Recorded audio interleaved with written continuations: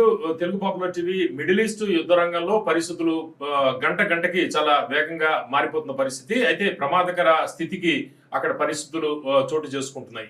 Iran మీద Israel, US దాడులు చేస్తుంటే ఇరాన్ కూడా అదే స్థాయిలో మరింత తీవ్రంగా తిప్పికొడుతున్న పరిస్థితి. అదేవిధంగా గల్ఫ్లోని పలు దేశాల్లోని యుఎస్ బేస్ల మీద కూడా ఇరాన్ దాడులు చేస్తోంది. ఇరాన్లోని చాలా కీలక స్థావరాల మీద యుఎస్ దాడులు చేస్తోంది.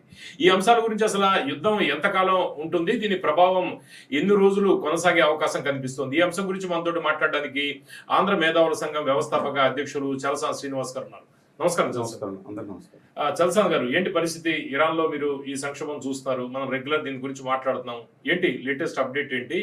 ఇది ఎక్కడితోటి ఆగే పరిస్థితి ఏదైనా కనిపిస్తుందా మనకి? కొద్ది సమయం క్రితం వీడియో తీసి దుబాయ్ సంగతి చెప్పాను. ఇంటర్సెప్టర్ ఏముంటుంది, ఫెయిల్ పోవచ్చు. ఇప్పుడు కూడా దుబాయ్లో వాళ్ళు కూడా పొగలు వస్తున్నాయి మనం మాట్లాడుకునే సమయానికి. ఫైనాన్షియల్ డిస్ట్రిక్ట్ ని కూడా టార్గెట్ చేసి వాళ్ళ మొత్తం జన్మ అనుకుందోటి ఇంకోటి అండి. ఇప్పుడు నేను ఇంకోటి కూడా చెప్తున్నాను, ఈ దేశంలో ఇటో చీలిపోయి బతకాల్సిన పరిస్థితి ఇవాళ తీసుకొచ్చేసారు. స్వతంత్రంగా ఉండే వ్యక్తుల్ని, ఆలోచించే వ్యక్తులను ట్రోల్ చేసే పరిస్థితి తీసుకొచ్చారు. నువ్వు ఉంటే అటన్నా ఉండు, లేదా ఇటన్నా ఉండు అంటే వాళ్ళు ఇరాన్కి ఆ దేశానికి కొమ్ము గాయాలి, లేదా అమెరికాకి కొమ్ము కాసి ఇజ్రాయెల్ కొమ్ము గాయాలి, ఎటో ఒకటి ఉండాలంట. దీనికోసం ఇక్కడ రాజకీయ పార్టీలు, ఇక్కడ ఉండే మత సంఘాలు, కుల సంఘాలు కూడా తయారయ్యాయండి. ఇంత దుర్మార్గం నేను ఇప్పుడు చూడలేదు. స్వతంత్ర వ్యక్తిత్వాన్ని చంపేస్తాను. ఎందుకు ఉదహరించారంటే నెంబర్ ఆఫ్ నేను చూస్తున్నాను కాబట్టి. కమింగ్ అంటే ఎటో ఒకవైపు ఎందుకు ఉండాలి మనం? స్వతంత్ర ఆలోచన ఇండియా అలా దారుణమైన పొజిషన్ ఉందండి. వెళ్ళి ట్రంప్ గారికి వెళ్ళి ఎలక్షన్ ఏజెంట్ కింద పనిచేసిన మోడీ గారి స్థితికి ఎప్పుడు వెళ్ళిపోయామా? లేదా ఇరాన్కి ఇవాళ నువ్వు మద్దతు పలకాల్సిందే అని చెప్పి మన యుద్ధం వస్తే కానీ ఇక్కడ కొన్ని మత సంఘాలు అంట, ఇక్కడ కొంతమంది యువకుల ఇంటర్వ్యూలు అంట, మనకి ఇరాన్ యుద్ధం వస్తే ఇరాన్ ఏపుంటారంట. అంత దౌర్భాగ్య పరిస్థితులకు వెళ్ళిపోయిందండి. ఇవాళ ఏం దేశం ఇది? అలాంటి గొప్ప దేశం. వీళ్ళు ఇరాన్లో దెబ్బ జరిగితే నిజంగా గాజాలో జరిగితే దుర్మార్గం. అది ఎందుకు మాట్లాడుతున్నా, మజిలిస్ట్ గురించి మాట్లాడుతున్నా. గాజాలో ఇజ్రాయెల్ చేస్తున్న స్టేట్ టెర్రరిజం, దుర్మార్గం, పాపం, అది అమానవీయం. కానీ హమాస్ చేస్తుంది దేశ సేవ అండి. ఎంతమంది పిల్లల్ని తల్లిదండ్రుల ముందు రేపు చేసి చంపేసి దారుణాలు చేస్తుంటే హిజ్బుల్ అనేది సంస్థ, ఐసిస్ అనేది, లష్కర్ తోయిబా అనేది, ఇది ఏమన్నా ధార్మిక సంస్థలా? అంటే కాశ్మీర్లో పండిట్లని సర్వనాశం చేసి వాళ్ళ సొంత భూభాగం, వాళ్ళది భూభాగం, అది మిగతా వాళ్ళు మార్చుకోవచ్చు. వాళ్ళ భూభాగం నుంచి అత్యాచారం చేసి పండితులను తరిమేస్తే ఇవాళ ఇండియాలో ఎంతమంది బయటకు వచ్చారు చూడండి. ఒక్కొక్కరు ధర్నాలు చేస్తున్నారు కదా. 99% వీళ్ళు నాకు ఆ రోజు కనపడలేదే అని నేను అడుగుతున్నానండి. ఏంటి సమస్య ఏంటి? వాళ్ళు అటుగాని ఇటుగానే ఉండాలి, మోడీ గారి భక్తులుగానో లేదా వ్యతిరేకులుగానే ఉండాలి, స్వతంత్ర వ్యక్తులను కూడా. సరే, కమింగ్ బ్యాక్ టు పాయింట్ అండి. ఇవాళ చాలా సెన్సిటివ్ విషయం. ఇవాళ ఇరాన్ అనేది మనకి వాళ్ళకి అద్భుతం. అంతకుముందు లాస్ట్ టైం కూడా చూసుకున్నాం, అద్భుతం. మన ఆర్యులు అక్కడి నుంచి వచ్చారన్నాం. అంతేందుకు హైదరాబాద్ నగరం, ఇండియా అంటే మొఘలుల పాలనలోని దేశ భాష అంటే రాజభాష పార్సీ. 19వ శతాబ్దం వచ్చేంత వరకు, ఆఖరి వరకు అంటే 19వ శతాబ్దం వరకు నైజాం అంటే హైదరాబాద్ సంస్థానం యొక్క అధికార భాష పార్సీ, అంటే నథింగ్ బట్ ఇరానీ. తర్వాత ఉర్దూగా కొంతకాలం మార్చారు, అంతే. అత్యధిక కాలం ఉంది. హైదరాబాద్ నగర నిర్మాణం కూడా ఇఫ్సాన్ అనే ఇరాన్ నగర నిర్మాణం బట్టే చేయబోతున్నాం అని చెప్పి కులీ రాసుకుంటూ చూసాం. అందుకని మన పదాలు కూడా అనేక పరిచయాలు ఉన్నాయి.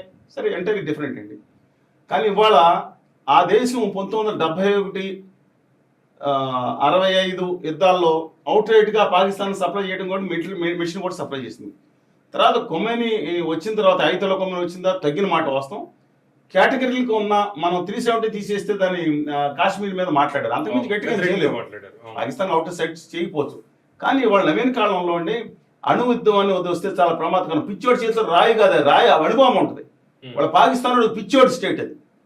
దానికి ఉన్నందుకు మేము పట్ల లేకపోతే 2 నిమిషాలు వాళ్ళ అణుబాంబు లేకుండా 2 నిమిషాలు ఆ దేశాన్ని తేలు చేసే కెపాసిటీ ఇండియాకు ఉందండి. అసలు అవుట్ రైట్ లేకపోయినా, ఇద్దరి మధ్యన అణుబాంబు లేకపోయినా 2 నిమిషాలు ఆ దేశాన్ని ఎలాగైనా చేసే కెపాసిటీ ఉంది. అంటే ఒకటండి. రెండోది, మత ప్రాతిపదికన దేశాన్ని మనం మాట్లాడట్లేదు. ఎందుకంటే ఈ దేశంలో అనేక మంది ముస్లిమ్స్ దేశభక్తితో ప్రాణాలు అర్పించి ఉన్నారు. కొంతమంది ఒక చెత్త సెక్ట్, అందులో మాకు ఇరాన్ ముఖ్యం, నాకు మతం ముఖ్యం, ఈ రాజ్యాంగం ముఖ్యం కాదు, ఈ మానవీయం ముఖ్యం కాదు అని మాట్లాడే చెత్త బ్యాచ్ ఎలా ఉంటారు? ఆయన పక్కన పెట్టాలి. అలాంటి పెట్టి మొత్తానికి చేయలేదు. ఇవాళ ఇరాన్లో అంటే ఆ మతాన్ని అధినేతను చంపినందుకు డెఫినెట్గా మన దేశం సంతాపం ఖండించాలి. ఆఖరిని వెళ్ళి రాయబార్ కార్యం రాసిచ్చారు. కానీ దానికోసం మనం ప్రాణం అర్పించడం నాకు అర్థం కాదు. నేను ఇంకోటి అడుగుతా ఉన్నాను, రెండింటికి సెలవే మీరు అంటున్నాను. ఇవాళ ఇరాన్కి ఆ దేశానికి యుద్ధం వచ్చింది. మనమేమో మన దేశ భూభాగాన్ని ఇవ్వలేదు కదా. ఇంకో విషయం ఏంటంటే మన మన ఇండియాకి వచ్చే నౌక మీద తాయ్ ఫ్లాగ్ మీద వచ్చే నౌక మీద దాడి చేస్తే ఇండియన్స్ మిగతా దాదాపు ఇండియన్స్ చనిపోయారు. ఇంకో 2-3 షిప్ల్లో కూడా. ఇరాన్ మనకేం సంబంధం లేకపోయినా మన నౌకల మీద దాడి చేస్తే ఇవాళ 2-3 నౌకలు 5 నౌకలు ఇచ్చిందట, చప్పట్లు కొరుకుతున్నారు. ఏదో విశ్వగురు గారు ఇచ్చాను. నేను అడుగుతున్నాను, ఇండియా పాకిస్తాన్ మీద యుద్ధం వచ్చిందండి, థాయిలాండ్కి ఆస్ట్రేలియాకి నేను 6 షిప్ల మీద బాంబులు వేస్తాను, ఎవడో ఒప్పుకుంటాడు? మీ అయ్యే జాగిరా ఇరాన్? నేను అడుగుతున్నాను. అంటే ఇరాన్ మనవారు నేను సమర్థించే వాళ్ళని అడుగుతున్నా. అసలు వాళ్ళిద్దరూ అయితే మన దేశం మీద లేదు అంటే బంగ్లాదేశ్ మాత్రం ఇష్టం వచ్చినట్టు ఇచ్చేస్తారు. మన విశ్వగురు గారు అందులో పెద్ద డబుల్ విశ్వగురు ఉన్నాడు అక్కడ బంగ్లాదేశ్లో, సన్నాస్ కంట్రీలో ఉన్న మన ఒక దాంట్లో ఉంటే చైనా, థాయిలాండ్ అనేక దేశాలకు ఇచ్చేస్తున్నారు. మనకి ఇవ్వటం ఏంటి? అసలు వాళ్ళిద్దరి మీద ఇబ్బంది అయితే మన దేశం మీద మనకు పర్మిషన్ ఇవ్వటం ఏంటి అని నేను అడుగుతున్నానండి. ఏంటి ఇంత దుర్మార్గం ఏంటి? అసలు ఆ కంట్రీకి మా అడ్డంగా మద్దతు ఇవ్వాలా? అది ఎందుకు నాకు అర్థం కావట్లేదు. ఆ దుర్మార్గం ఖండించే అంతవరకు మన యుద్ధంలో లేం కదా. పైగా దయచేసి గమనించండి ఎలాంటి సిచ్యువేషన్. లావన్, ఐరిస్ లావన్ అనే నౌకని అమెరికా వాళ్ళు వెంటాడుతుంటే అది వచ్చి ఇండియా జలాల్లోకి వచ్చి తెస్తే మన ఇండియా దాన్ని కొచ్చిన్ నౌకా కేంద్రంలో దాన్ని పెట్టుకుని వాళ్ళందరినీ స్టార్ హోటల్ పెట్టి ఆ యుద్ధ సైనికుల్ని నావికుల్ని మనం పోషిస్తున్నాం. తెలుసా మీకు ఇది? లావన్, ఐరిస్ లావన్ అనే నౌకని మన ఇండియాలో ఆ అమెరికా దాడి జరగకుండా కాపాడుకుంటున్నాం. ఇవాళ వాళ్ళు చేసేది ఏంటంటే నాకు అర్థం కాదు. మన బాంబులు వేసిన వాళ్ళ దయాదక్షిణ మన జయశంకర్ గారు మాట్లాడాలా? ఇది నానడానికి ఒక కోణం. ఇంకోటి ఇవాళ చాలా డెలికేట్ ఇష్యూ ఇది. ఇరాన్ 600-500 వేసే నుంచి వాళ్ళ 170-200 పడిపోయింది. బాలిస్టిక్ మిషన్లు ఉన్నాయి, కొంత వేయవచ్చు. Not denying that. ఇరాన్ అన్నమాలు యుద్ధం చేసేది వాళ్ళు చైనాని. ఈ బ్యాచ్ ఎవరు సపోర్ట్ చేస్తున్నారు? వాళ్ళు కిమ్మి బాంబు వేసుకుని తిరుగుతున్నారు. కిమ్ ప్రజాస్వామ్యం కదా, సిగ్గు ఉండాలండి కిమ్కి సపోర్ట్ చేసే వాళ్ళకి. వామపక్షవాదులు కూడా విజ్ఞప్తి చేస్తున్నారు, దయచేసి ఇక్కడ చాలా మంది విశ్లేషకులు ఉన్నారు, మిత్రులు ఉన్నారు. అవి నిజంగా వాళ్ళు పెట్రియాటిజం కూడా ఉంది వామపక్షవాదులు అంటున్నారు. కానీ ఈ సిచ్యువేషన్ అడ్డంగా మనకి అంటే ఇండియాకి ఏం చేస్తే వ్యతిరేకంగా మాట్లాడాలా? నేను అంటే కొంతమంది, నేను అందరూ అంటలేదు. కిమ్ మీకు గొప్పడా? చైనా గొప్పదా? ఇవాళ చైనా ఇచ్చిన వార్నింగ్ మళ్ళీ దేశ ప్రజలందరికీ చెప్తున్నా, ఇండియా ప్రజలందరికీ. ఇవాళ ఈ దేశ ప్రపంచ చరిత్రలో ఎవరికి నిన్న చైనా ఇచ్చిన వార్నింగ్ ఎవరికి ప్రపంచ చరిత్రలో చైనా ఇవ్వలేదు. నిన్న వార్నింగ్ ఏమి ఇచ్చింది చైనా? నా దగ్గర అణువారైడ్స్ 68 మోసుకెళ్ళేది కాకుండా హైడ్రోజన్ బాంబు ఏదైతే ఉందో మేము తయారు చేసింది ప్రపంచంలో ఎవరి దగ్గర లేదు. నాకు ఈక్వలెంట్ ఆర్మీ అనేది అమెరికాలో ఉంది, కానీ మేము తెగిస్తే ఆర్మీ ప్రపంచంలో ఎవరో మిగలని వార్నింగ్ ఇచ్చిందే చైనాని సపోర్ట్ చేయాలా? చైనా ప్రాక్సీ యుద్ధం చేస్తుండే వాళ్ళ. రష్యా సంగతి ఏమన్నది వదిలేండి, రష్యాతో మనకు సంబంధాలు ఎప్పటి నుంచి ఉన్నాయి. ఈ రోగ్ నేషన్ పాకిస్తాన్ అంటే దిక్మాల నేషన్ పక్కన పెట్టండి, ఇది సన్నాస్ కంట్రీది. అందువల్ల ఇవాళ నేను ఒక క్లియర్గా చెప్తుంది అంటే డెలికేట్ ఇరాన్ ఏం చేస్తుంది? అమెరికా స్థావరాల మీద దాడి చేసింది. దుబాయ్ పోర్ట్ మీద దాడి చేయడం ఏంటి అంటే మనకేంటి సంబంధం? మనకు సంబంధం ఉంది. 1 కోటి మంది, దాదాపు 93 లక్షల నుంచి 1 కోటి మంది జనాభా ఇండియన్స్ ఇవాళ ఈ దాడి చేసిన 8 దేశాల్లో నివసిస్తున్నారు. ఒమెన్ అంటే దాని క్యాపిటల్ మస్కట్, అలాగే అబుదాబి, దుబాయ్, అదే యుఏఈ అంటే అన్ని కలిపి UAE 8 countries, Qatar, Bahrain, Saudi Arabia, అనేక దేశాల్లో ఇండియన్స్ దాదాపు 1 కోటి మంది ఉంటే ఒక్క రాష్ట్రానికి మన దేశానికి 5 లక్షల కోట్లు, 6 లక్షలు, 7 లక్షలు విదేశీ మార్గం పంపిస్తున్నారు. అంటే వాళ్ళు చెప్తుంది యుఎస్ బేస్లన్నీ కూడా ఈ గల్ఫ్ కంట్రీస్ లో ఉన్నాయి, అక్కడి నుంచి దాడులు చేస్తున్నారు, మమ్మల్ని మేము రక్షించుకోవాలి కదా అంటున్నారు. వాళ్ళు రక్షించుకోవడానికి జనావాసాల మీద ఏమంటారా? ఎయిర్పోర్ట్ మీద నాశనం చేయమంటారా? వీళ్ళు మనకు ఆశయం కల్పించిన అడ్డంగా వాళ్ళకి సంబంధించి వాళ్ళు అడుగుతున్నాను. మన 1 కోటి మంది జనాభా మీకు అవసరం లేదా? నేను దిక్కుమాల సామ్రాజ్యవాదంగా దుర్మార్గంగా కార్యక్రమం చేసింది అమెరికాని ఖండిద్దామని వేరే సంగతి అండి. దానికోసం ఈ ఇరాన్ మనం మోసుకోవాలా? వాళ్ళు ఏం చేస్తున్నారు? ఇండియన్స్ వాళ్ళ జీవనోపాధి 1 కోటి మందికి వీళ్ళు అయ్యే జాగిరి వీళ్ళు తీసుకొచ్చి కాపలా కాస్త ఇస్తారండి. వీళ్ళు ఉన్నారు దాంట్లో 20-30 లక్షల ముస్లింస్ ఉన్నారు కదా. ఎవరైనా సరే విశ్వభావన ఉండాలి మనకి. 1 కోటి మంది ఉన్నారు ఇవాళ దాదాపుగా. సరే లెక్కలేసి 96 అంట, 90 పక్కన దాదాపు ఉన్నారు. వీళ్ళు కానీ ఇండియా వస్తే పరిస్థితి ఏంటి? అక్కడ ఆర్థిక పరిస్థితి కుద్దులేపు ఇమ్మీడియట్గా అయిపోతే వాళ్ళు ఎంతమంది మీరు తీసుకోండి. కేసీఆర్ దుబాయ్ బొగ్బాయ్ అంటూ ఉంటాడు కేసీఆర్ గారు. మా పశ్చిమ గోదావరి జిల్లా కానీ you take Kerala to Uttar Pradesh, ఎంతమంది అండి? ఇంతమంది ఒక్క మిలియన్స్ కొద్ది మన తెలుగు వాళ్ళు ఉన్నారు ఇక్కడ. మిలియన్స్ కొద్ది తెలుగు వాళ్ళు ఉన్నారు. ఏమైపోతుందంటే వాళ్ళ ఉద్దేశం మనకు అక్కర్లేదు, వెళ్ళి ఇరాన్ బంద్ చేయాల్సిందేనా? మధ్య ఇంకొకటి చాలా ఇంపార్టెంట్ అంటే హార్మోజ్ జలసంధాలు గొడవ చేస్తున్నారు. వాళ్ళకి వాళ్ళ జలాల్లోకి వస్తే అంతర్జాతీయ జలాల్లో నేను దాడి చేస్తానంటే ఏంటి? ఇప్పుడు మన దాన్ని ఖండించడం ఓకే, మరి దీన్ని ఎవరు ఖండిస్తారు? ఖండిస్తే మనం సెక్యులర్ కాదంట. ఆడే వీళ్ళు సర్టిఫికేట్ కావాలండి మన సెక్యులర్ వాయిస్ నేను హేతుబద్ధంగా ఆలోచిస్తాను. మీకు కాదండి, వాళ్ళు మీకు గత 20-30 సంవత్సరాలు చూస్తున్నారు. And at the same time ఈ ఆదా మోషా గారి యొక్క పార్టీ ఉత్తర భారతీయ జనతా పార్టీకి అనుకూలంగా ఉన్నాం. వాళ్ళు చేసి మంచి చేస్తే మంచి అంటాం, చెడు చేస్తే చెడు అంటాం. ఆంధ్రప్రదేశ్కి అన్యాయం చేస్తాను కూడా విరోధిస్తున్నాం. వాళ్ళ ఐడియాలజికల్ మత విద్వేషవాదం కొంతమంది ప్రచారం చేస్తాను కూడా వ్యతిరేకిస్తున్నాం. అంటే ఎంఐఎం సపోర్ట్ చేయాలి, ఎంఐఎం వ్యతిరేకించొద్దా? ఆర్ఎస్ఎస్ దుర్మార్గం చేసే దుర్మార్గం, కానీ దేశ సేవ కార్యక్రమం చేయలేదా? అలాగే మిగతా పార్టీలు కొన్ని క్రిస్టియన్ డెమోక్రాటిక్ పార్టీ వాళ్ళకు ఉన్న నాయకు ఎన్డీపీ చేయలేదా? చేస్తారు, మంచి చేస్తే అభినందిస్తాం. కానీ వాళ్ళ మిడిల్ ఈస్ట్ని అడ్డం పెట్టుకుని మన దేశం యొక్క పరువు ప్రతిష్టను తగ్గిస్తానికి ఒప్పుకోండి. నా దేశ ప్రధానమంత్రి చేసే పొరపాటు చేసి ఉండొచ్చు, చేశారు, నేనే చెప్తున్నాను. మన రాష్ట్రానికి నమ్మద్రోహం చేశారు, తెలుగు జాతికి చేశారు, వెళ్ళి మోడీ గారు వెళ్ళి అమెరికాలో పెట్టారు. కానీ నా దేశం విషయం వరకు వస్తే నా దేశ ప్రధానమంత్రి నన్న ఏదో చేసేస్తారని మాట్లాడితే ఎవడండి వీళ్ళకి అధికారం ఇచ్చింది? నేను మళ్ళా చెప్తాను, ఇంతకుముందు మళ్ళీ మాట్లాడాను, మీరు ఎవరో రాజసింగ్ మాట్లాడి, నేను మళ్ళా చెప్తాను ఇంకోసారి వెరీ క్లియర్గా. నా దేశ రాజ్యాంగం పట్ల మానవీయత పట్ల కంటే ఎవరి మత రాజ్యాంగం అన్నది, ఏ మత రాజ్యాంగం అన్నది ఎక్కువ అనుకున్న వాళ్ళు ఉంటే అక్కడ పోవాలి. చల్సాన్ గారు, అంటే ఇప్పుడు పరిస్థితులు చూస్తుంటే, మిడిల్ ఈస్ట్ లో పరిస్థితులు చూస్తుంటే ఎప్పటికీ నార్మల్సీకి వచ్చే పరిస్థితులు కనిపిస్తుంది. ట్రంప్ గారి వాచాలత్వం విపరీతంగా ఉంది. ఆ ఇరాన్ దీవి మీద వేసాం, ఇంకా కావాలంటే ఇంకోసారి కర్క మీద కూడా కొట్టాడు, ఇంకోసారి వేస్తాం. ఎందుకని చేయట్లేదు తెలుసా? వాళ్ళ ఆర్థిక వ్యవస్థ మీద ఆయనకు ఒక ఆశ్వాసం ఉంది. కుర్దులుగా వీళ్ళందరూ కుర్దులు ఈ ప్రపంచం మొత్తం మీద ఏకైక జాతి, సొంత రాష్ట్రం లేని అత్యధిక సొంత దేశం లేని జాతి అదేనండి. ఇరాక్ లో ఉన్న టర్కీ వాడు ఇప్పుడు వ్యతిరేకం చేస్తున్నారు. సరే, అందుకని అజర్బైజాన్ అనే దేశం ఉందని దాని మీద చేస్తున్నారు. అజర్బైజాన్ దయచేసి గుర్తుంచుకోండి, 90% ముస్లింలు ఉన్నది అనేక దేశాల్లో ఉండి కొన్ని దేశాలు అయితే గడ్డ తీసుకుంటూ నిషేధం. పోలీసులు ఏం చేస్తారు? గడ్డ తీసుకుంటూ చెప్తున్నాను, ముస్లిం దేశాలు కదా ఇవి, ఇస్లామిక్ దేశాలు, respect all the religions. But అదొకటే మత ద్వేషంతో ఉన్నదే దేశాలంటే అలాగా వీళ్ళు దాని మీద కూడా దాడి చేయడానికి సిద్ధపడుతున్నారు. Great countries, Uzbekistan, Tajikistan, Kazakhstan, great countries. HD human development టాప్లో ఉంది. మతం మీద ఏర్పడిన పాకిస్తాన్తో కంపేర్ చేసుకుంటామా? మతంతో గొప్ప అయిపోద్దా? లేకపోతే ఇండియాలో హిందుత్వవాదం కోసమే మొత్తం అంతా చేసేద్దాం అంటే అవుతుందా? కాదండి. ఒక మతంతో గొప్ప రాష్ట్రం అవుతుందని నేను ఒప్పుకోను దేశం. కానీ సరే, coming back to the point అండి, very clear. Russia is playing very clever game అండి. ఈ మొత్తం యుద్ధంలో లాంపడిన దేశాలు ఎవరు అంటే రష్యా, తర్వాత చైనా గేమ్ ఆడుతుంది.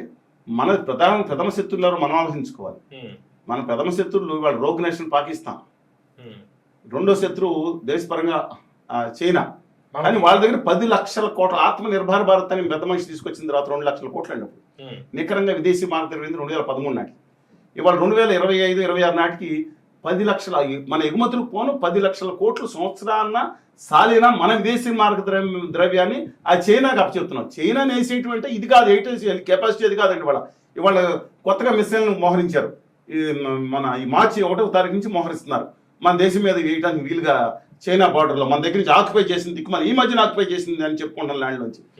మనం చైనా చేయించాలంటే ఇది కాదు, వేసేద్దాం అని కాదు. దమ్మని ఈ గొడవ చేసేవాళ్ళు నేను చెప్పాను కదా, ఇరాన్ కోసం పోరాడుతాం, ఇండియా పోరాడలేదు అనే వాళ్ళని నా ఇండియా ముఖ్యం కాదు అనుకుని నేను ఇరాన్లో దింపేమన్నా. అలాగే ఏమైనా కూడా తీసుకెళ్ళి చైనా బార్డర్లు దింపేయండి, వాళ్ళు దానికే ఫైన్ చేస్తారు. ఏది ఏసీఆర్ అంటున్నారు కదా, కమిషన్ తిడతా. ఇవాళ చైనాని మనం దెబ్బ కొట్టాలంటే దానికన్నా టెక్నాలజీలో ఏది భూత వైద్యాన్ని కోర్సులో పెట్టి టెక్నాలజీ కొట్టి దమ్ముండి కొట్టి 10 లక్షల మన దగ్గర దిగుమతి చేసుకునే కెపాసిటీ రోజు ఆ దిక్కుమాల చైనా నడిచినట్టు నేను ప్రాక్టికల్ మాట్లాడుతున్నాను. సరే, వాళ్ళ మధ్య ఆసియా విషయంలో మాత్రం ఈ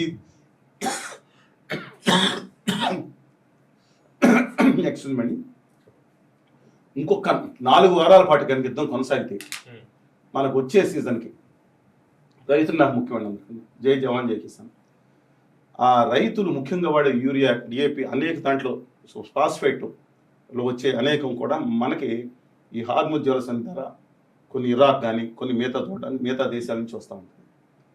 మనం దాంట్లో 30-40% అక్కడ దెబ్బతింటే జస్ట్ 20% మనకి షార్టేజ్ వస్తాను, రైతులు అలకాలం అయిపోతుంది.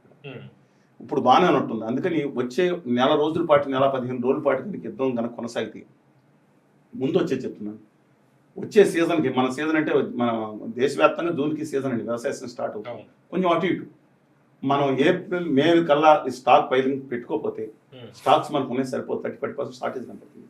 అంటే ప్యానిక్ ఎక్కువైపోతుంది. ఉప్పు దొరకట్లేదు అనగానే ఉప్పు 10 కేజీలు తీసుకొచ్చి 50 కేజీలు తీసుకొచ్చి దేశంలో మనం ఉన్నాం. కొంత అమాయకత్వంతో ఉందా చాలా మంది.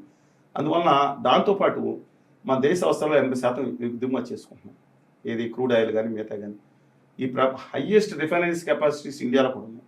జామ్నగర్ ఉన్నాయి, నయరా అంటే ఎస్ఆర్ ఆయిల్, మన అది కాకుండా స్టేట్ కంపెనీస్.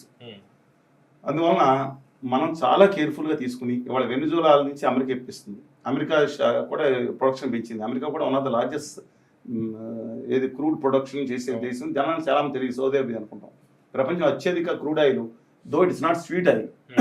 స్వీట్ ఆయిల్ దీంట్లో ఉంటుంది, ఇరాక్ కానీ సౌదీ అరేబియా ఉంటుంది. అంటే తేలిగ్గా ప్రాసెస్ చేసేది, నల్లగా ఉండి కొంచెం ఎక్కువగా ప్రాసెస్ చేసిన డెన్సిటీ అని కాకుండా ఇంప్యూరిటీస్ కానీ మీద ఎక్కువ ఉండేది వెనిజులా. అది కలర్ కూడా మనకి షేడ్ కనపడతా ఉంది. డిస్పైట్ దట్ మన ఇండియన్ రిఫైనరీస్ ప్రాసెస్ చేయగలుగుతాయి, చేస్తారన్నా మిగతా కూడా ప్రాసెస్ కెపాసిటీ ఉంది. అందువల్ల ఇది కనుక జాగ్రత్తగా తీసుకోవాలి. ఇది ఇప్పుడు జపాన్లో మన దేశం లేదండి, నెలల తరబడి స్టాక్స్ ఉన్నాయి వాళ్ళకి.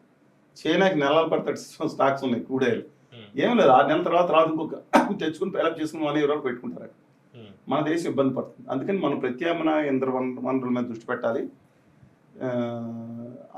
చాలా కేర్ఫుల్గా మన దేశం దీని మీద నుంచి బయటికి రావాల్సిన అవసరం ఉంది.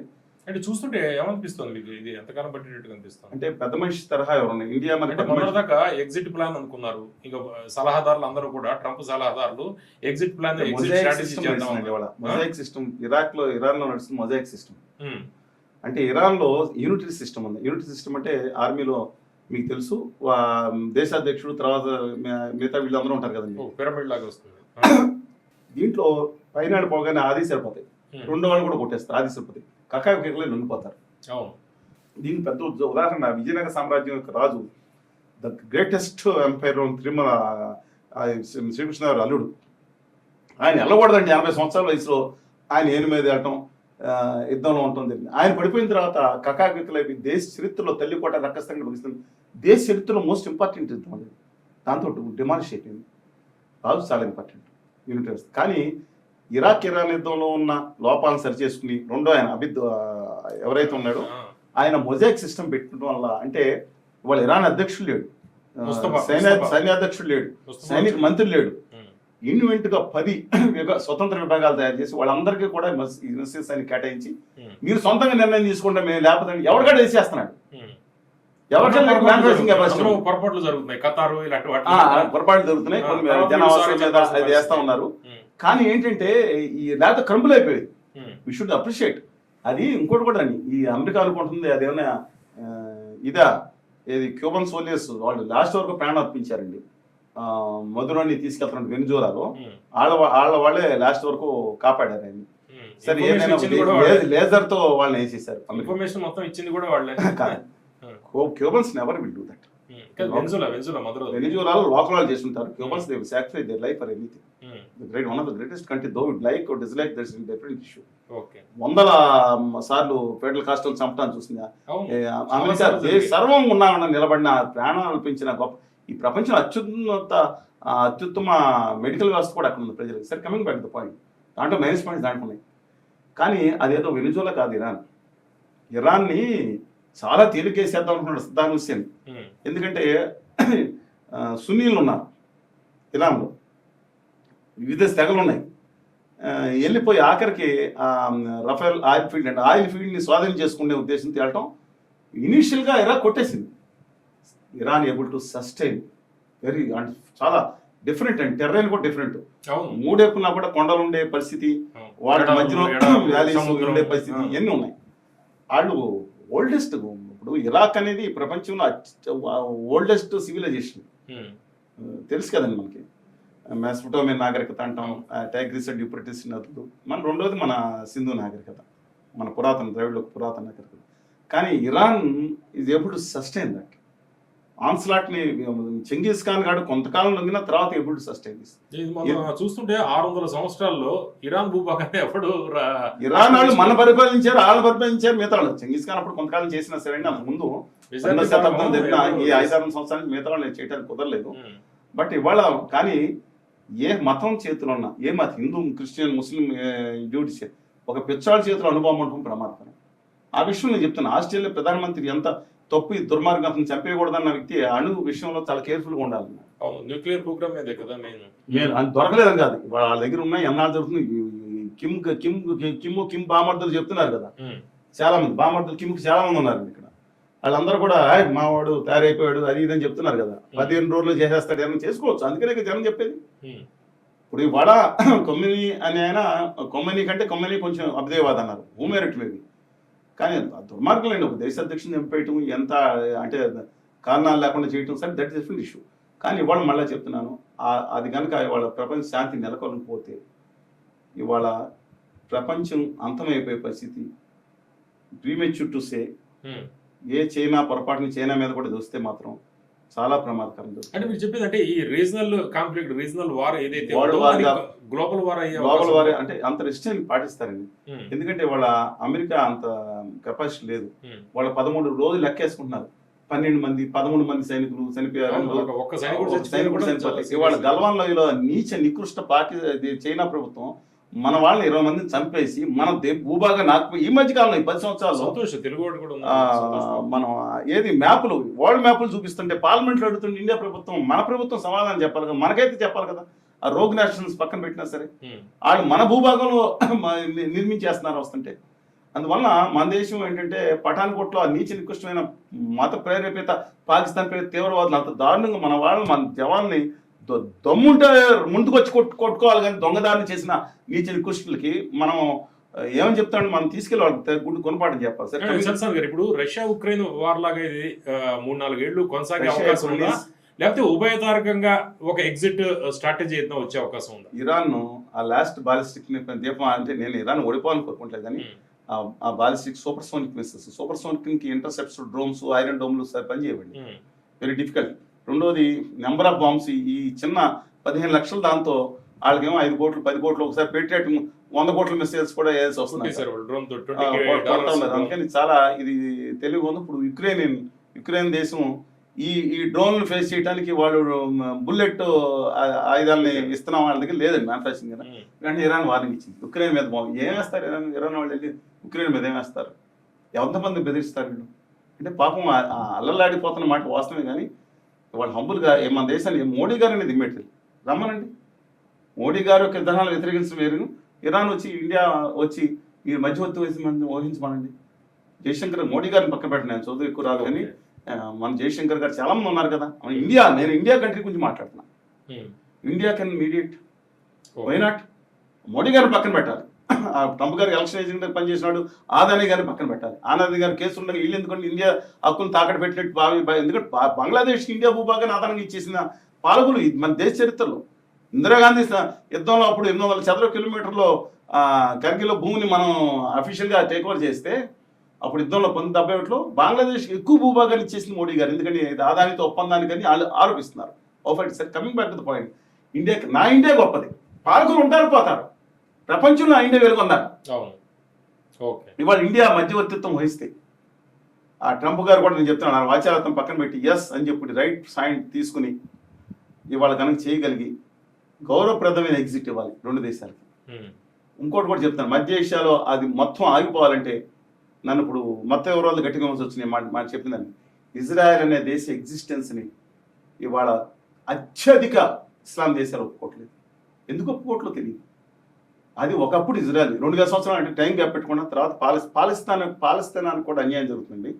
పాలస్తీనాకి స్వతంత్ర దేశంగా అన్ని హక్కులతో ఉండే హక్కు, ఇస్లాము కాన్ఫ్లిక్ట్ మూడు మతాలు అక్కడ అబ్రహీం రిలీజియన్స్ అంటారు. అందుకని ఏం చేయాలంటే ఇజ్రాయెల్కి ఒక దేశంగా మనగలిగే హక్కు ఉందని చెప్పి అందరూ గ్యారెంటీ ఇవ్వాలి. ఇస్తానంటున్నారు. ఇవాళ మేము ఇస్తామని ఇరాక్ ఇంత ముందు కూడా చెప్పింది. కానీ వీళ్ళ కోపం వచ్చి ఇప్పుడు బాంబు దాని మీద వేస్తే ఇస్లాంలో వీళ్ళకి పెరుగుతుందని ఒకటి, ఇది ఒక నానుడి అండి. మళ్ళీ ఇస్లాంలో కూడా మళ్ళీ కాన్ఫ్లిక్ట్ కదా. ఇవాళ వచ్చిన ఇండియాలో షియాస్ 10% కూడా ఉండరండి. ఇవాళ సున్నీస్ వచ్చి బయటకు వచ్చి ఉద్యమం చేస్తాం, తప్పులేదు, that is not denying that. కానీ ఇవాళ ఆ దేశాలన్నీ మన తోటి ప్రజలండి. దేశం బాగుండాలంటే ఇజ్రాయెల్ ఏదైతే ఉండాలో ఇజ్రాయెల్ ఎగ్జిస్టెన్స్ని అందరూ ఒప్పుకోవాలి, దానికి గ్యారంటీ ఇవ్వాలి. అలాగే పాలస్తీనా దేశాన్ని సర్వసత్తాక గణతంత్ర రాజ్యంగా ప్రకటించుకుంటూ వాళ్ళు వెళ్ళే హక్కు ఖచ్చితంగా ఇజ్రాయెల్ వాళ్ళకి కల్పించాలి. మానవ హక్కులు కాదు, స్వతంత్ర హక్కులు. మీరు చెప్పే ముందు కూడా ఇప్పుడు ఇరాన్ అడుగుతుంది ఇవన్నీ. ఇరాన్ సంగతి దాడులు చేయకూడదు. ఇరాన్ సంగతి కాదు, నేను ఇజ్రాయెల్ సంగతి మీరు చెప్పింది మాట్లాడుతున్నా. ఇజ్రాయెల్ గురించి. పాలస్తీనా సమస్య పట్ల మనకి ఒక నిబద్ధత ఉండాలి. మనం ఏనా యాసర్ అరఫత్ లాంటి వాళ్ళని దేశాధ్యక్షుడి కంటే గొప్పగా గౌరవించాం, కానీ అతను వెళ్ళి పాకిస్తాన్ కాశ్మీర్ వ్యతిరేకంగా మాట్లాడినది చేస్తూ అయినా మనం చప్పట్లు కొడతా కూర్చుంటాం. నాకు అర్థం కాదు ఎందుకను. విచిత్రంగా ఉందండి. బంగ్లాదేశ్లో మైనార్టీల మీద చంపేస్తే ఇప్పుడు వచ్చిన వాళ్ళు ఎంతమంది వచ్చారండి. నేను మాట్లాడితే బాధపడతారు. నేను చెప్తాను, నేను ఎట్ ది సేమ్ టైం నాకు ముద్ర వేస్తారు, బత్తాలు ముద్ర వేస్తాయి. అవసరం లేదు. Never we support Uttara Bharatiya Janata party లేదా ఉత్తర ఆర్య సనాతన మనువాద సిద్ధాంతానికి వ్యతిరేకంగా ఉన్నాము. దట్ డజంట్ మీన్ నా దేశాన్ని అంటే హిందువులు వ్యతిరేకిస్తే హిందుత్వాన్ని వ్యతిరేకిస్తే గొప్ప అండి. ఎందుకు వ్యతిరేకించాలి? మూఢ నమ్మకాలను వదులుకుంటూ అభిదేవాలు పుణిపుచ్చుకుంటూ ఆధ్యాత్మిక అలాంతంగా అనంత గోదావరి గంగా ప్రవాహాల సాగే గొప్ప జీవన విధానం మన హిందూ మతం. దీంట్లో విద్వేషాన్ని తావులేదు. అది గొప్పతనం. ఇవాళ అది కాపీరైట్ కాదు కొన్నిటికి.